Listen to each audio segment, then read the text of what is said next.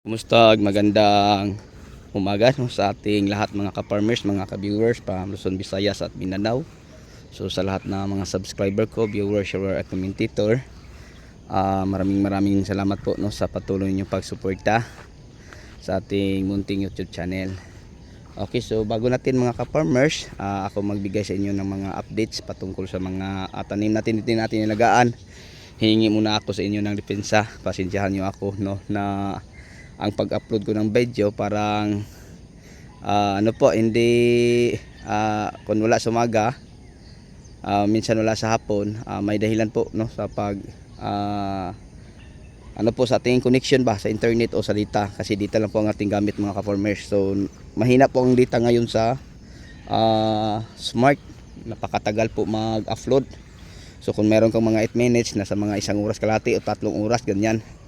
So abutan na lang ako na antok sa kakaintay, kaya nga i-delete ko na lang.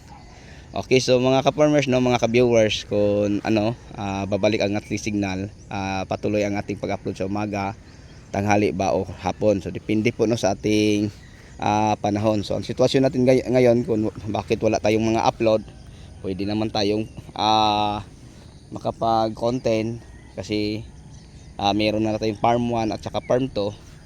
Pero dahil sa signal na sobrang hina, yan mga ka-farmers, buti na lang kahapon ng hapon nakapag-upload ako ng 3 minutes lang. Parang reels na lang mga ka-farmers, so bitin ang mga viewers at subscriber natin dyan. So ngayon mga ka-farmers, ito po ang ating update sa ating talong na niraraton, kung saan marami na ulit na bagong mga suloy. Maganda lang tingnan. Yan. So maganda ng tingnan mga ka-farmers. So ito na ang resulta. So nadidiligan na po natin to ng isang bisis ng fertilizer, pangalawa mamaya mga ka-farmers. So ang fertilizer natin, after natin siya na iraton, yung Unique 16 at saka Wukosim Granule and then Mega Multiplant Vitamin. So yun po ang ating ginagamit din So 6 na kilo. So ngayon mga ka-farmers, gawin na nating 6 and up. Ibig sabihin magdagdag lang tayo ng kalahating kilo. And then ang ididilig, ganun pa rin mga ka-farmers So 1 cup. So ang cup mga ka-farmers, parang isang sardinas, hindi kulang magdalawang sardinas, mga ganyan mga ka-farmers So marami pa siya sa sardinas, kasi ang sardinas ay nasa 155 ml lang ang laman na tubig. So ang cup ay nasa 300, So parang ganyan mga ka-farmers malaki siya sa parang malapit magdalawa, malapit mag 300 ang cup, kasi ang cup nasa 280 man. So kung dalawang 155 310 ml, so dalawang sardinas. So pag cup mga ka-farmers nasa 280, ganyan lang So sa madaling salita, ang 1 litro parang nasa 4 na puno kapin ang madidiligan. Okay, so kulang na ang paglima. So yun, nasa 280 ml. Pwede na sabihin natin 280 ml. Basta isang sardinas at nasa mga 3/4 siguro ng sardinas ang ating didilig. Pwede naman gawin natin dalawang sardinas mga ka-farmers, parang hindi tayo mahirapan kung merong cup, ayan, pwede na. So ang cup parang mugs natin na tama lang sa laki, yung ganyan mga ka-farmers, Okay, so tag isang ganyan ang ating ididilig. Hindi sa ganitong edad mga ka-farmers, alam pa na natin na sa mga nakaraan nating mga pagdidilig ng fertilizer, marami pang mga fertilizer o nutrients na meron sa fertilizer na hindi nakikinabangan sa ating mga tanim. So ngayon, bilang isang farmer at saka may karanasan na po sa paghahalaman, ibabahagi ko po sa inyo. Pwede kayo mag-add mga ka-farmers ng mga consort, para yung mga nahuhold na mga nutrients na hindi nakinabangan sa talong ay makakain.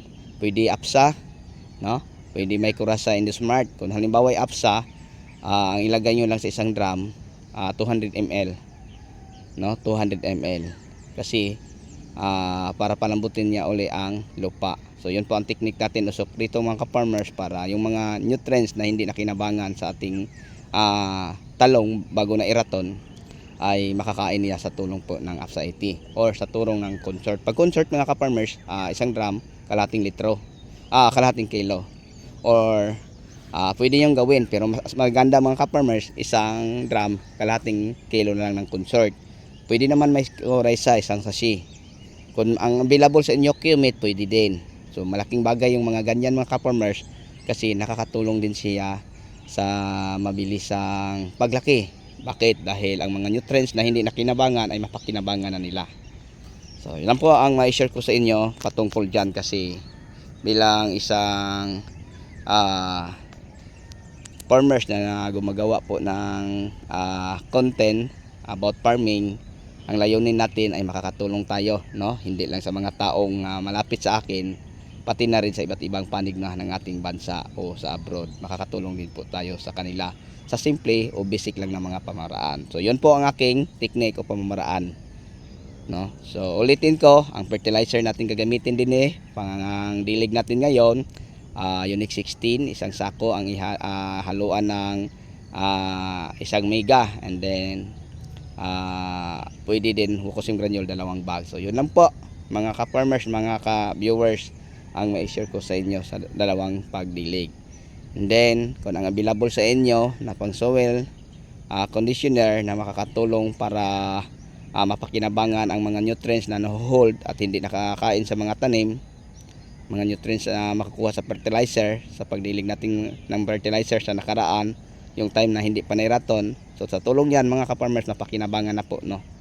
So lagay lang tayo ng 200 ml na APSA 80. Kung walang APSA 80, yung consort, isang sachet na kalahating kilo sa isang drum. Pwede naman yung 250, pwede naman kung nagtipid ka. So walang problema kung gawin mong kalahating kilo, o okay lang din kahit mga 250 grams lang, or may Coryza or mga Qmate. So pag Qmate, 2 sachet kasi 100 grams lang. Pero pag consort, pwede 1 or 2. Kung APSA, yan lang po mga ka-farmers, 200 ml. So hanggang dito na lang. Maraming salamat po. Bago natin to i-close mga ka-farmers, may galap shoutout po ulit sa lahat ng mga subscriber, viewer, sharer at commentator. So sa inyong lahat at sa inyong walang kasamang pagsuporta, maraming salamat po. Hanggang sa muli, ako na po ay magpapaalam sa inyo, kasi pupunta na po ako sa ating farm to at mag-update na po tayo doon. Thank you.